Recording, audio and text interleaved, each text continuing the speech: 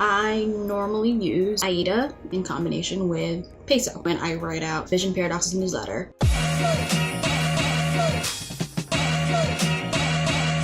For AIDA, I really just use the attention portion of it, like GIFs, cute pictures, or eye-catching text, like with a different color, maybe a different font size to kind of start it off as like an intro or to drive home a point. But mainly it's Peso, because what the newsletter is technically presenting kind of our services as a digital marketing agency. We basically want people to know that, hey, there's some problems, we know the solution, but also we want them to kind of come to us directly without having to go through any other newsletters, or we just want them to keep reading. When you present problem in a way that's relatable, that's how you can get them to keep reading, because if you kind of don't, it just kind of, they get bored, they close out of it. I mean, you get the open rate on, you know, whatever mailing app you're using, but do we really know if they read it? Like, I mean, we still want them to read it. We still want to help. It kind of keeps them hooked. And then us at Vision Paradox,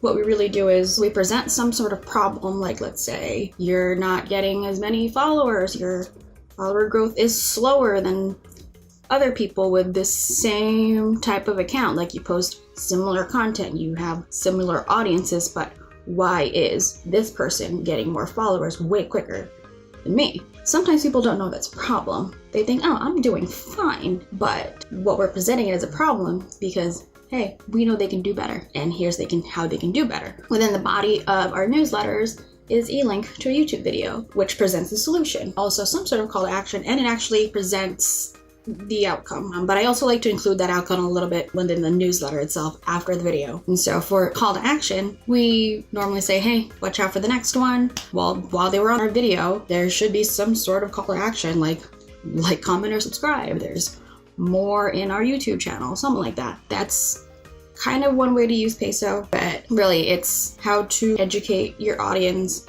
effectively. Just make them relate. Let's break down. So your problem is they don't get the followers they want at the rate they would like it to be. Agitating it is, you know, kind of nudging them a little bit, like, hey, look at this other person presenting the exact same content as you, but they're growing faster than you. Why? How? Do you want to know? Here's a solution. Here's a possible outcome. Do you want more? Call to action. That's kind of like a really good formula to follow, especially if you're someone that actually is providing a service. Vision Paradox provides a service. Some nonprofits provide services. If it's ultimately some sort of service that you're providing, Peso is definitely a really good format to follow. Another one, like straying away from Vision Paradox, presenting your content. Your content is the solution because you provide a service. We have a client that basically what we had to do for them, one of the things we had to do for them was write out Facebook ads. Obviously with advertising comes creative copywriting. We had to target a specific area, a specific demographic of people.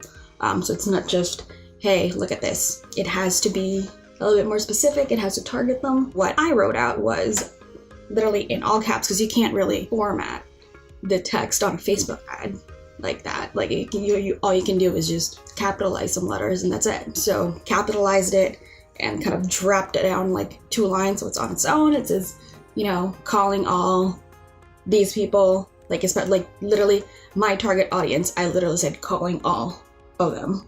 And then 2 questions presented as kind of a problem, but it's not really a problem. It's kind of, can you relate to this? And then I didn't really agitate, but it's more of a, maybe this is a problem you have, something they can still relate to.